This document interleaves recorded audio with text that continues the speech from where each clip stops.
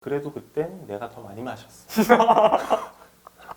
책에 관한 이야기였수다. 책이다의 이준영. 조진우입니다. 지난번에 저희가 공지 드렸듯이 하나의 주제를 정해서 그 주제에 관한 책들을 세 사람이 하나씩 선정해서 이야기 나눠보는 시간을 가져보기로 했습니다. 이번에 소개해드릴 책은 제가 선정한 책이고요. 무라카미 하루키의 바람의 노래를 들어라 라는 책이고, 신간을 갖고 오셨나요? 그래도 이것보다 신간이 있긴 하던데 네. 사실 집에 있는 책이 이 책인데 다른 번역된 분도 한번 읽어보고 싶더라고요. 네. 그래서 다른 거를 빌려가지고 준비를 해봤습니다. 근데 같은 출판사인데요? 그렇네요? 같은 분이 옮기셨고. 그렇구나.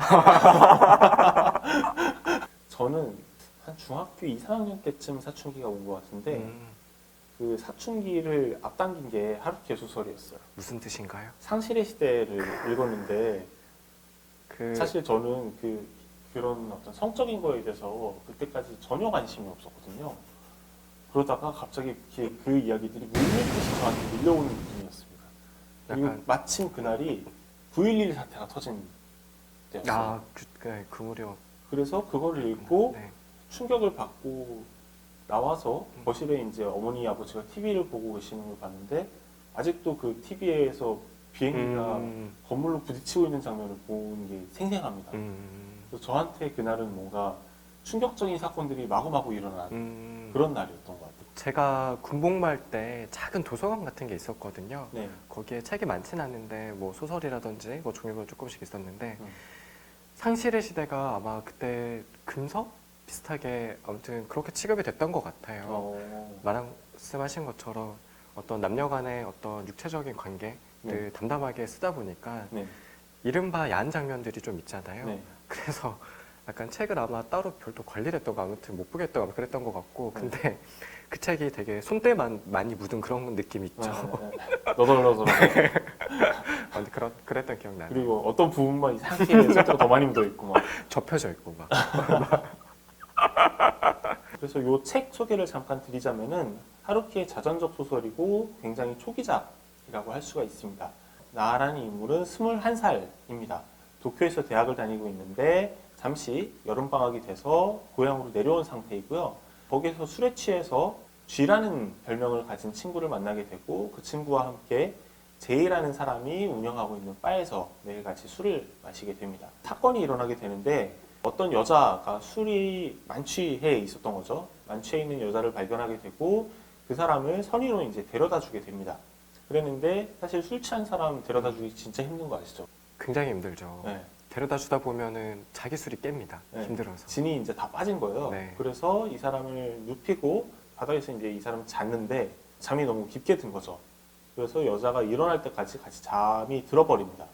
여자 입장에서는 처음 보는 남자가 나를 침대에 눕혀놨고 집에 같이 있고 자기는 옷이 벗겨져 있고 이게 덥다고 자기가 벗었거든요.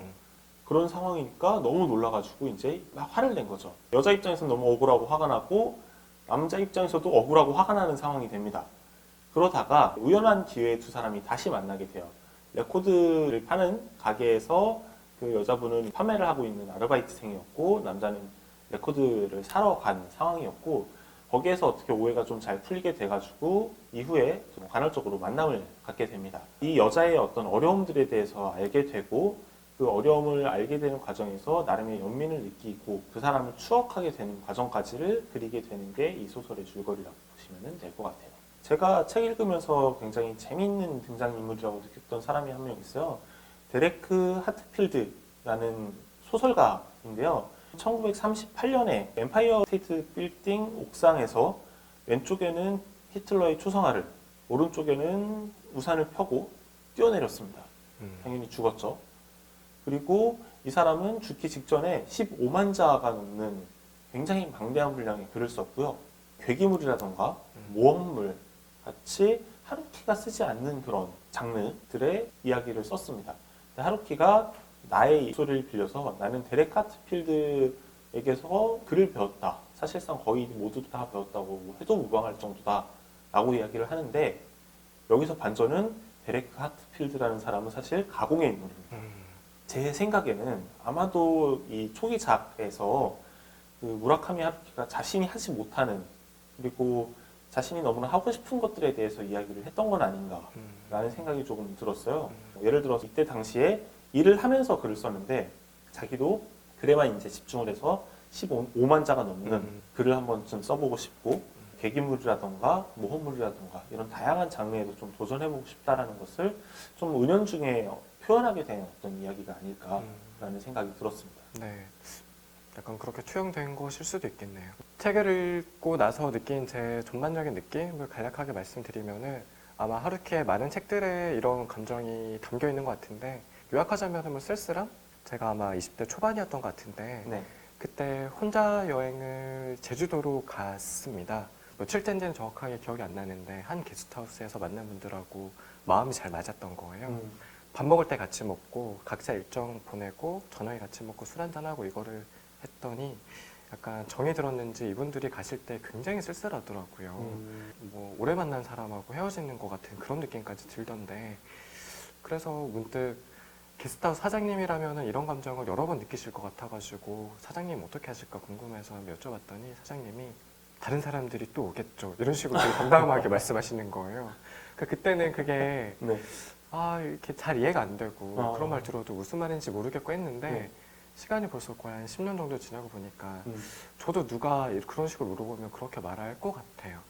하루키 그 소설의 특징 중에 하나가 청춘의 허무함, 청춘의 방황 이런 것들을 좀 잘 다루는 편이라는 생각이 들어요.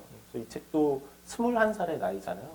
그 뒤에 보면 이제 결혼을 하고 아이까지 있는 나의 이야기가 잠깐 나오는데 그 간극이 사실은 있습니다. 같은 이야기를 하는 사람, 그리고 사실은 이 사람이 이야기를 하고 있죠. 뒤에 사람이 이야기를 하고 있음에도 불구하고 뭔가 그 21살이 나는 다른 나인 것처럼 보여요. 21살인 분도 있고 21살 이전인 분도 있고 21살 뒤인 분들도 있을 텐데 아마도 느낌이 조금씩은 다르시지 않을까 싶습니다. 내가 왜 이렇게 그동안 달려온 거지? 라는 허무감을 느끼시는 분들도 분명히 있을 것 같고 그리고 그 뒤에 계신 분들은 또 그게 끝이 아니란다라는 느낌이 들기도 할 거고 네. 뭐 관계 하나하나에 굉장히 허무감을 느끼고 상처를 받으면은 음. 오히려 내가 더 상처를 많이 받게 된다. 음. 그리고 그게 나에게 결코 좋은 일이 아니다라는 걸 음. 알게 되는 시기도 오지 않을까 하는 네. 생각이 듭니다. 개인적으로는 20대 초반 무렵쯤에는 어떤 친구 관계라든지 아니면 뭐 이성 관계가 굉장히 지속될 것 같고 오래 갈 것 같았었는데 사실은 여기 소설에 담겨 있는 어떤 정서처럼 잠깐 만났다가 헤어질 수밖에 없는 어쩔 수 없는 게 분명히 있는데 그런 것들을 20대 초반이나 아무튼 그런 무렵에 겪으면서 뭐 상처를 받기도 하고 그러는 것 같아요. 그러면서 그런 경험들이 쌓여가지고 나이가 되면 조금 담담해지는 것 같기도 하고요. 네, 그런 것 같습니다. 저희가 이럴 주제가 술이다 보니까 술이라고 하는 키워드를 중심으로 책을 조금 더 보면은 소설 속 인물들이 준영님이 소개한 것처럼 맥주를 굉장히 많이 마셔요. 그리고 주 공간이 술집, 바이기도 하고요. 소설 속 인물들이 맥주를 마시는 장면 보면서 우리는 어떤 이유로 술을 마실까에 대해서 잠깐 생각을 하게 되더라고요. 예를 들어서 소설 속 인물들은 그냥 여름이 무료해서 그냥 맥주를 마시기도 하고 습관처럼 마시기도 하고 그다음에 뭔가 자기 상황이 힘들어서 그거에서 멀어지고 싶어가지고 술을 마시기도 하고요. 단순히 자기가 자기인 게 힘들어서 술을 마시기도 하고 하는데 우리는 어떨 때 술을 마실까에 대해서 이야기를 하면은 재밌을 것 같더라고요. 언제 마시죠? 제가 정리를 해왔습니다. 그런데 나 어디 보고 놀랐다니까? 굳이 이렇게 정리까지 해야 되나 사람이? 네. 방송에 대한 저의 그 열정. 아무튼 본인도 약간 부끄럽죠. 언제 제가 술을 마시면요. 방금 말씀하신 것처럼 소설 속 인물들처럼 뭐 네. 지금 상황이 견디기 어려울 때 아니면은 뭐 이런 경험 있으실 텐데 어색한 사람하고 있을 때 네, 안 어색해지려고 이거는 좀 괜찮은 것 같은데 뭔가를 열심히 하고 나서 이완되고 싶을 때 약간 휴식을 하고 싶을 때 그럴 때 있고 생맥주 한 잔. 아 좋죠. 네. 잠이 오지 않을 때 잠이 오지 않을 때. 네, 그럴 때 있고 그리고 이런 경우도 가끔 있는데 술 자체가 맛있을 때 그러니까 뭐 맛있는 음식 먹는 것처럼 술 자체가 네. 맛있을 때 그리고 음식하고 궁합이 잘 맞을 때 약간 반주, 약간 이런 느낌. 그리고 마지막으로는 뭐 기쁘거나 행복할 때, 그 다음에 기타. 네, 그럼 그 그냥 정도. 매일 마신다는 걸 굳이 이렇게 종류, 여러분 종류가 많다는 거지. 매일 마신다는 거는 아니에요. 매일 마실 어제도 조금 마셨네요. 주영님은 언제 마시나요? 언제 어떤 이유로? 그냥 습관? 저는 사실 그렇게 술이 강한 편은 아니에요. 마시면 저 바로 빨개지잖아요, 얼굴이. 음. 그래서 원래는 술이 되게 약한데 그 기자가 되고 싶었어요. 그래서 기자가 되고 싶어요라고 얘기했더니 술을 잘 기자 먹어야 선배들이 된다고? 술을 잘 마셔야 된다는 거야. 그래서 정말 그 노력했습니다. 아, 진짜 노력했구나. 네. 네. 술을 마시고 음. 나가서 토하고 다시 들어와서 또 마시고 이걸 반복을 했어요. 막 거의 한 1년 가까이. 약간 건강이 좀 안 좋아지거나 그러진 않았어요? 그때는 뭐 그냥 체력이 남을 때였으니까. 하긴 돌도 네. 씹어 먹을 때. 네, 그랬는데 굳이 그럴 필요가 있었나? 심지어 기자가 되지도 않았고, 네, 라는 생각이 요즘 좀 들긴 하는데, 어쨌든 그때 이제 술을 맛을 이제 좀 들인 거죠. 그래서 저는 술이 그냥 맛있는 때가 많아요. 책과 관련된 그 술 에피소드가 하나 더 있는데 네. 많은 분들이 하루키가 약간 허세가 있다 이렇게 말씀하시긴 하는데 개인적으로는 거기에 아주 뭐 강하게 동의하기는 조금 어려울 것 같은데 분명하게 말씀드릴 수 있는 거는 하루키 책을 읽고 나는 허세가 든 적이 있다. 아, 본인이? 네. 네. 아마 이 책을 읽고 난 다음이었던 것 같은데 책에 맥주 마시는 이야기가 많이 나오잖아요. 네. 그래서 그랬던 건지 제가 고향에 있을 때 자전거를 타고 맥주를 사서 그렇게 강변을 갔어요. 강변을 가서 맥주를 마시는데 그냥 맥주가 아니고 캔맥주 이런 건 약간 폼이 안 나니까 네. 변맥주 있죠. 그럼 어떻게 따요? 처음에 그게 네.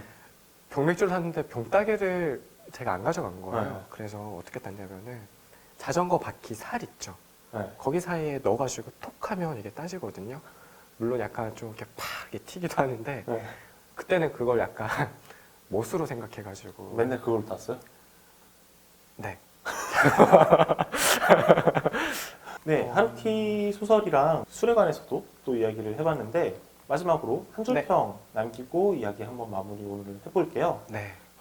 주제가 술인 만큼 술하고 관련지어서 한 줌평을 하자면은 네. 맥주를 마시면서 다시 읽고 싶은 책으로 하겠습니다. 준영님은? 그래도 그땐 내가 더 많이 마셨어. 라이브러시 느낌입니까? 네? 라이브러시? 네. 오늘 영상은 마무리하도록 하고요. 다음번에는 조금 더 재미있는 술 영상으로 돌아오도록 하겠습니다. 책 방송인데 술 영상으로 돌아온다는 거. 안녕. 안녕. 아, 맞다. 좋아요와 구독 그리고 알림 부탁드립니다.